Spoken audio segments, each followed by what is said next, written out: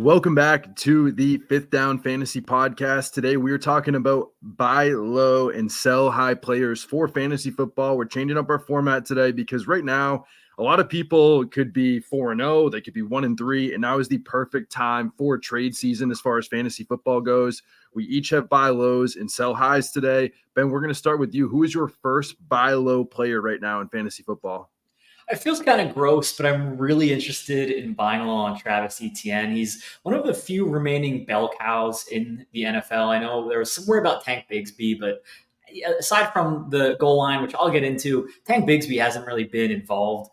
Travis Etienne has 64% of Jacksonville's rushes. That number ranks 8th highest among running backs.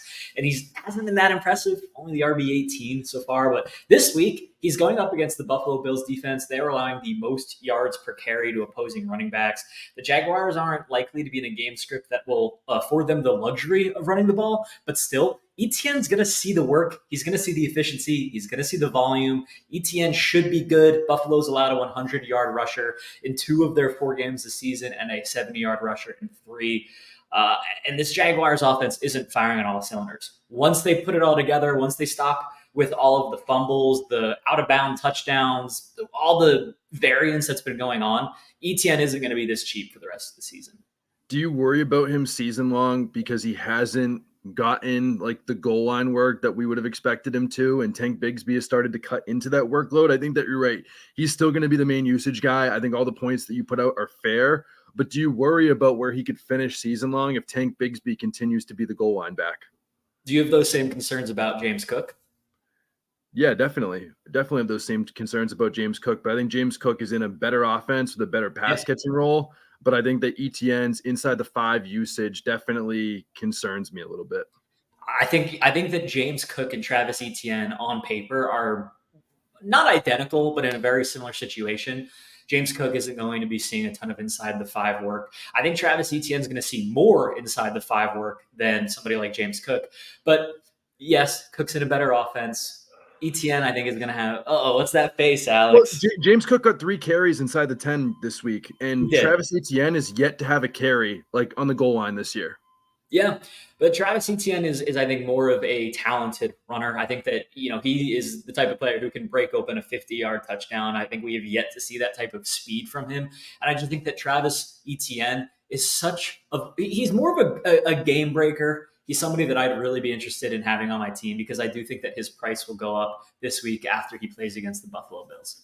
Yeah, I think that is completely fair. The goal line concerns, obviously. I think that he is still a buy low. I just worry about what his ceiling could be if he doesn't see that work. Someone that does have the massive ceiling that we are going to start to see this week is Breece Hall. Playing the Broncos, who have allowed at least 22 fantasy points to every single running back one they have faced so far this year. Robert Saleh said today that Breece Hall will no longer be on a snap count or limited.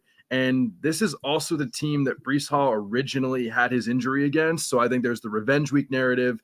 He is off his snap count workload, and every single running back one has dominated the Broncos so far. I think Breece Hall adds to that list and has his biggest week of the season, and this is your last chance to buy low on him.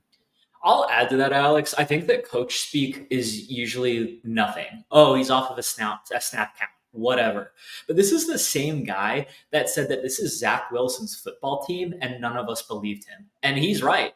This is Zach Wilson's football team. I don't see them bringing in a vet at this point, no matter how bad Zach Wilson has been. He finally showed flashes.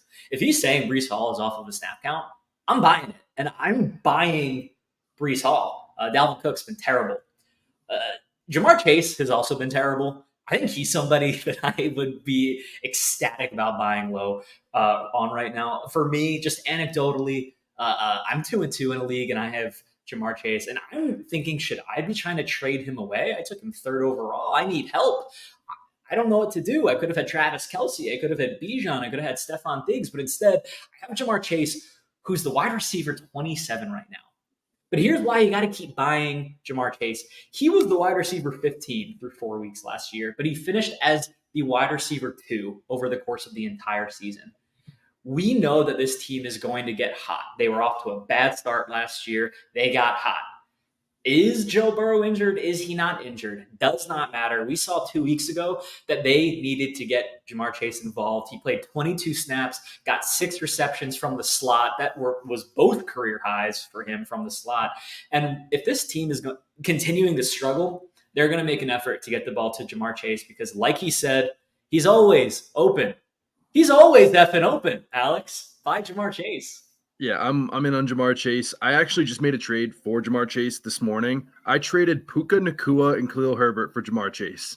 If that Wow. doesn't tell you that he's a buy low, I don't know what will. This is not like a league with my grandma. Like, this is a $100 buy-in public league where I traded Puka, Nacua, and Khalil Herbert for Jamar Chase. If that doesn't tell you that he is a buy low, I really don't know what will. If you're looking for another buy low that is on that same team, how about Joe Mixon?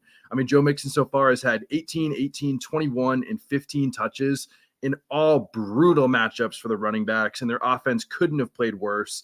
Joe Mixon is now going to play the Cardinals, who have allowed the third most fantasy points to running backs this season. Mixon has still been a top 13 running back in 4 straight years that he's been healthy, and he's pacing for over 300 touches. And of running backs since 2000 that hit 300 plus touches, 93% of them finish as a top 12 running back, 77% finish top 8. The volume is going to win out for Joe Mixon, and I think this will be one of the last chances that you can buy low when he hits his best matchup of the year.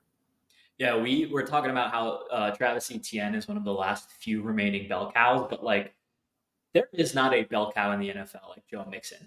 This is his backfield. This is not, there is no Tank Bigsby on the Cincinnati Bengals, right? Like it is Joe Mixon's backfield, and we all know he's due for that 5 touchdown game like he had last year. So yeah, I really think that this offense, both with Jamar Chase and Joe Mixon, they're going to get it going. They're going to crush. Especially when you look at the fact that right now, when we talked about that goal line usage with ETN and James Cook, Joe Mixon is one of 7 running backs right now that have seen 100% of that inside the 5 usage. That's going to continue. He's playing an elite role. He's seeing targets. Again, last chance to buy low on this offense. I know Joe Burrow's been bad, but it's only going to go up from here. It can't get worse. Yeah, and if you're out on this offense, you're like, I don't want to be buying Jamar Chase. I don't think Joe Burrow is healthy. You probably also don't think Derek Carr is healthy, and that's why after this week, I would be trying to buy Chris Olave. Again, you need to wait a week because Derek Carr's AC injury, he only had 3.9 yards per attempt. That injury is throwing off his game. In week 4, Olave saw 142 unrealized air yards. That was by far the most among wide receivers last week. Amari Cooper did have over 100, but Devontae Adams, the next closest, would have been 73. But before last week, Olave ranked 35th in this stat in unrealized air yards. He had 70. He tripled that in just 1 week. And we talk a lot about regression and variance in this space. Olave is seeing the usage. He is the wide receiver 8 in expected fantasy points, but he's not going to have a good week 5 as long as Derek Carr is still chucking down 3-yard passes to Alvin Kamara. Once this offense kind of gets back on its feet, Chris Olave could be a bargain once he gets Derek Carr at full health or 80%. I think that some of my favorite injury experts, if you want to call them, on fantasy, Twitter, X, whatever, have all said that this Derek Carr injury looked really bad for 1 week, but it's a super fast healing process, and that Derek Carr should be close to 100% in week 5. If you can buy the dip on Chris Olave, I'd definitely be doing so, especially with double-digit targets in all 3 games before that injury. Another guy that sees double-digit targets all the time is Deontay Johnson. I mean, last year he saw 10-plus targets in 12 out of 17 games. This year, he was on pace for it in his first game against the 49ers before he got hurt. I think the IR thing is actually a good thing for him because he's going to get a chance to get fully healthy. He'll be back probably right after the Steelers bye in week 7. And I got him on waivers in multiple leagues, in these same leagues that have high buy-ins right now. And he is so dirt cheap, and no one is really excited about Deontay Johnson, but he commands volume on the field. The Steelers offense looks ugly, but volume always wins out. We talked about all offseason that for that target volume that he sees every week, he's almost 100% guaranteed to be a top 24 wide receiver in fantasy. You can get him for a price that is pretty close to waivers right now. I would be doing so if you can. I think that there are 3 players right now on IR that I would rather have on my IR spot over Deontay Johnson, and it's Cooper Kupp, Jonathan Taylor, T. Higgins. Other than that, who else would you want to stash in your IR spot? I got to be missing somebody, but I feel like Deontay Johnson's a big name. Yep. Yeah, I think he's totally. Is there anyone else right there in that big name region that you'd be kind of looking at right now that you can't get enough of? Or do you think that there's some other players that right now are scoring a lot of points that maybe we should be selling off? I think a lot of us are saying let's sell Puka Nacua, right? Like I don't think that this is a unique take, and I'm not gonna sell it like it's a unique take, but like seriously, sell Puka Nacua. Why? Because we've seen what this offense is going to look like. We know that Nacua is going to be startable, right? He plays predominantly out wide, over 60% of his snaps from out wide. Cooper Kupp plays over 50% of his snaps from the slot. And Nacua is not a Kupp replacement, right? He's a talented wide receiver. He's got, and I mean this, a Hall of Fame caliber quarterback. Like I love Matt Stafford. So why are we selling Puka Nacua? It's because when Kupp comes back, like we know Robert Woods and Cooper Kupp, they both had like a 22, 23% target share just a few years ago. And Nakua's 32% team target share when Kupp comes back, that is not sustainable. There has never been a player who had a target share that high through the course of an entire season. He's going to come down from this holy place that he is right now. He is a week in and week out starter. He just scored his first touchdown last week, and it was a bit fluky. Like variance is going to happen. The former offensive player of the year is only going to make things worse. If you got him, congrats. You're 3-1, you're 4-0, but don't get take lock. Don't be like, man, this guy's winning me week in and week out. Don't fall in love with him because he got you here. You have your eyes set on a championship, and you're not winning a championship once this guy is a wide receiver 2 flex option at best. I think that a lot of people generally are going to say, okay, well, what on earth would you sell him for? I think, again, the thing I pointed out earlier, I traded him for Jamar Chase. Doesn't mean everyone is going to just give up Jamar Chase magically for him. But if you can get someone like that, if you can get a CeeDee Lamb or an Amon-Ra St. Brown that hasn't really showed out yet, like, again, we just showed like these trades happen even in leagues with high buy-ins. If you can do that, I'd be doing it for Puka Nacua. Again, still, I think he's going to be really productive all year. But if you can make an attempt to grab him for what's probably going to be top 7 or top 8 wide receivers, because that's his price point right now, I would definitely be doing so, especially with Cooper Kupp about to come back. Someone else that I'd be selling right now, it hurts, but it's Nico Collins. I have to be selling Nico Collins. Again, I'm going to bring up another trade. I traded Nico Collins straight up today for Calvin Ridley. Nico Collins was phenomenal last week, and he's going to be phenomenal, but his 2 best matchups and 2 best games have come against teams that are bottom 10 versus wide receivers. He doesn't have another really great matchup until week 13. And I know he's playing with a rookie QB with a banged up offensive line. I just think that regression is going to hit. And the second that Nico Collins has one bad game, people are going to be off of him. But right now, if you can trade him for somebody that could be a wide receiver 1 like Calvin Ridley, I would definitely be doing it. My point being here is that the second he has a bad game, his price is going to go way down. And if you can trade him someone for like a Ridley, I would definitely be doing it. I think the thing you have to consider too is if you have Nico Collins, take a look at the wide receivers against the Steelers. Yes, Nico Collins just had 2 touchdowns, but so did Devontae Adams. So did Brandon Ayuk. Like, Nico Collins is good. I talked about Nico Collins a lot this offseason on this show about somebody that you want to be drafting because of what his potential upside could look like and what his floor is. But regardless, this is not what you saw last week sustainable in any way. And he is the wide receiver 5. These wide receiver 1s right now, Puka Nacua, we have Nico Collins and Adam Thielen too, who is also a ginormous sell. These are all guys that, like, get rid of them because there are struggling teams that need wide receivers, and these guys are not going to sustain this high performance. The reason I call Adam Thielen a sell, Carolina openly, they're in the market for a new wide receiver. The organization is apparently all in on Bryce Young. They believe they can push this season by adding a big-time playmaker per Jordan Schultz. This is an 0-4 football team.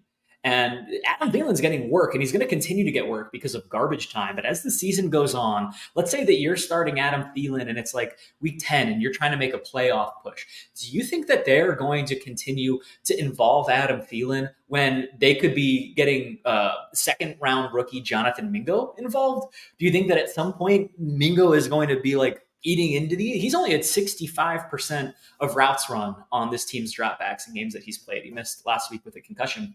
But Adam Thielen, top 10 wide receiver right now. He didn't have a big game in this revenge game against this terrible Minnesota defense. He didn't lead the team in routes. He didn't lead the team in targets. And this early in the season, I think that you should be considering trading him for somebody that you know has a better outlook, like James Conner or Isaiah Pacheco, the rest of the way. I think he's been really good. My only concern is that I think a lot of people, when they hear this, oh, the Panthers are going to trade for a wide receiver one rumor, like immediately, okay, let's throw that away. We hear those rumors all the time, but that's something that was reported last week and this week. Like last week, they mentioned that rumor. I didn't think anything of it. And then this week, it is the Panthers are still trying to trade for a wide receiver one to pair with Bryce Young because they really believe in him. I think the trade rumors, the fact that he wasn't the leader in routes or usage this past week definitely concerns me season long. Again, just because you can sell him so high. Adam Thielen is not someone that I am dying to sell off. But again, like we keep talking about, like if you can get him for someone that you know is going to produce or someone that just had a tough first couple weeks, I'd be doing it with Adam Thielen the same way that I'd be trading away Brian Robinson right now, top 10 running back. My problem is the fact that he saw a 37% snap share when the Commanders were trailing against the Bills, and he's not seeing target volume.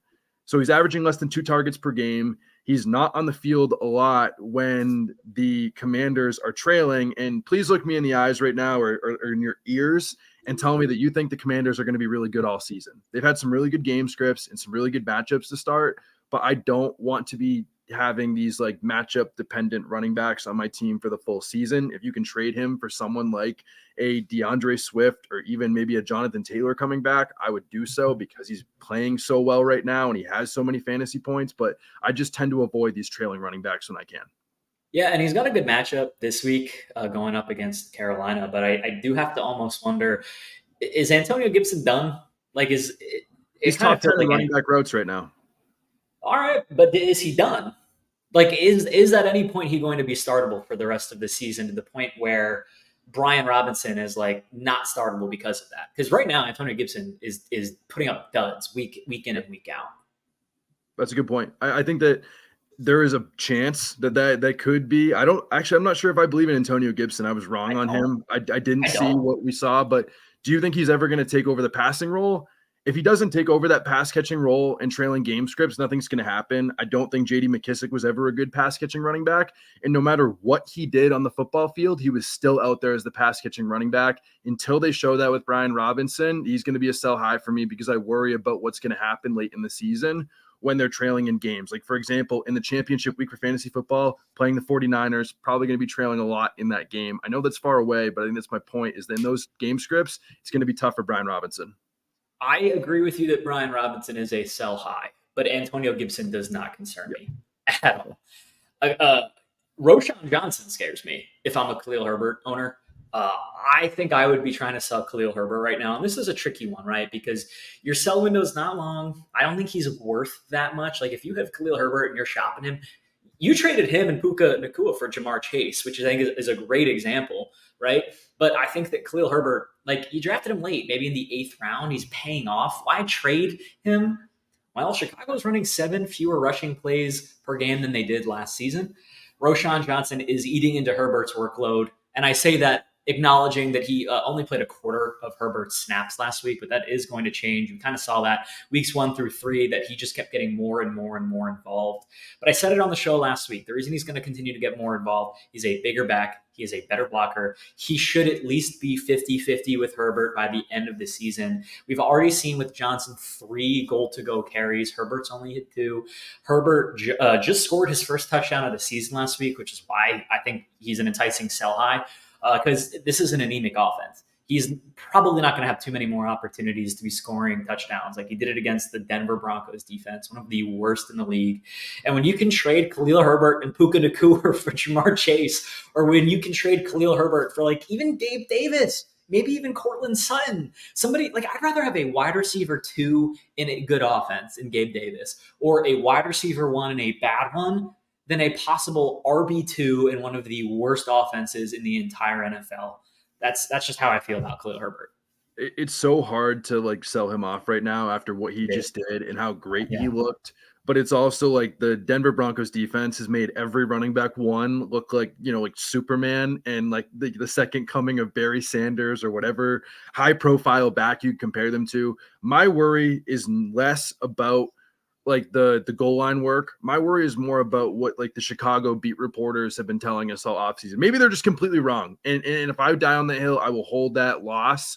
But every single week, all they talk about is the fact that they want, like the Bears want Roschon Johnson to take over. Roschon Johnson was the first running back to take a snap in week 3. I know Khalil Herbert was the guy last week, but if they just keep reporting this over and over, I just feel like Roschon Johnson's bound to take over. I'm probably going to sell him while I can, but I don't blame people for holding. I don't think he's a massive sell high if he's going to play this well week after week. Totally agree. You can hold on to him. I just would personally be selling him. Yeah, completely. The last guy that I want to be selling is Alexander Mattison, who is the guy that you should be selling off as fast as humanly possible right now because he has put up good usage. He has put up good production, but the Vikings traded for Cam Akers, who, looked terrible in 1 week for the Rams earlier this season, but immediately looked really good for the Vikings on limited touches last week. And Alexander Mattison saw his lowest snap share of the season. Granted, it was still 68%. That was awesome usage. He had his most efficient game, but up until Khalil Herbert went to the Vikings, Alexander Mattison was not efficient in any single game. He didn't look great in any single game, and he has never been a bell cow in the NFL. Doesn't mean Cam Akers has, but he's done it for longer stretches than Alexander Mattison has. I think that Cam Akers is going to take over this backfield within a few weeks, or at least put it to the point that Alexander Mattison is not like the top 15 or top 20 running back that people are valuing at right now. So if you can sell him for a top 15 or top 20 running back price, I would. For me, though, Cam Akers isn't even a buy. Like, he's going to eat into this workload. And I don't Madison think he's a buy either. Sell. Yep. Yeah. Madison, for sure, sell. Does not make Akers a buy. I think this Minnesota offense is like a disaster. Like, they got very, very lucky to be where they were last year. They were negative in point differential despite having made the playoffs. They were 11-0 in one possession games, and now they are 1-3 in that same exact spot. So not really sure what this offense is going to look like. I wouldn't even be surprised if Kirk Cousins maybe even got traded. I wouldn't be surprised. I don't think it'll happen, but I wouldn't be surprised. I just get me off of this offense. I want Justin Jefferson. I want TJ Hawkinson and maybe Jordan Addison for the upside. But otherwise, yeah, the running backs have been a mess. They had their best matchup of the season against the Panthers this past week, which inflated everything for their running backs. But I think a season long, they're going to be a complete mess. Don't forget to follow Ben at Ben Wolby. Just hit 9,000 followers today. Big props to him. This episode will be live on our podcast feed at the 33rd Team. You can find it on any podcast network right after this. But the last player that we need to talk about is Jalen Waddle. Ben and I were up all night last night arguing about Jalen Waddle. Maybe not too late, but Ben thinks that you should be selling Jalen Waddle right now. I think you should be buying Jalen Waddle. We both love him, the player, but we have different views on him for fantasy football. Ben, why are you off of Jalen Waddle right now? Yeah, let me just talk about where I am with Jalen Waddle. This offense does not need Jalen Waddle to succeed, right? Like, statistically, Tyreek Hill is going to score a touchdown in any given week. Devon Achane just like absolutely blowing up right now. He is going to be a threat. They have this new way to be moving the ball that's not just a speedster in Tyreek, but also Achane. And Raheem Mostert plays into that a little bit too. We've seen Braxton Berrios get involved. Jalen Waddle is a good fantasy football player, but he just doesn't need to be involved week in and week out to be a big contributor, not just to this team, but also in fantasy. Part of the reason I would be selling him high is because I think everybody's like, oh, I want to be getting Jalen Waddle. He's going to start putting up good numbers. Is he? I think here's the one thing, and I'm sure you're going to say this, Alex, and I would agree with you. Jalen Waddle is going to be relevant if teams start shutting down Tyreek Hill, and then they start throwing the ball to Jalen Waddle. And now it's like, fantasy football playoffs, and Jalen Waddle is now the wide receiver one. That is the only world where I want to be hanging on to Jalen Waddle. Otherwise, I think you could probably get a lot out of him because he's still a very talented player. He missed the game. There's a lot of cases for him to still be good. But I think that the name value is just really high right now. He might be a trade target or a trade away candidate. I just don't think. I think you're right, but I think for me, he's still a buy low candidate. I mean, we saw last year what this offense looked like with Tyreek Hill and Jalen Waddle, and as Tyreek Hill gets older and Jalen Waddle heads into his third year, which is this year, Like he was the wide receiver 7 in fantasy football last year. It doesn't mean that he's going to be productive every week, but he was still a top 10 wide receiver like every week last year with Tyreek Hill on the field with him the entire season. And right now, when he's had no more than 6 targets, no more than 12 fantasy points, like I think he's due for a lot more. And yes, you can sell him on name value, but all we have seen from Jalen Waddle is being productive with Tyreek Hill on the field. We have not seen it yet, but I think he's very due for it. Should also note that again, I'm a like look towards the playoff matchups, chase upside all day kind of guy. He's playing Baltimore in Week 17, fantasy championship week, who he had 150 yards and 2 touchdowns against last year. I know defenses are different, but man, oh man, I think the Dolphins could completely break your fantasy football leagues come championship week. Jalen Waddle, someone that is a buy low candidate. So I think that covers it for Jalen Waddle, but that is it for the best buy low and sell high players for this week. Don't forget, this is going to be up on our podcast feed on the 33rd Team Podcast Network. Don't forget to subscribe to our YouTube channel. We're going live every single Wednesday at 1 o'clock, talking buy lows, sell highs, matchups we like, players to watch, everything and more. But until next time, don't forget to keep chasing that upside.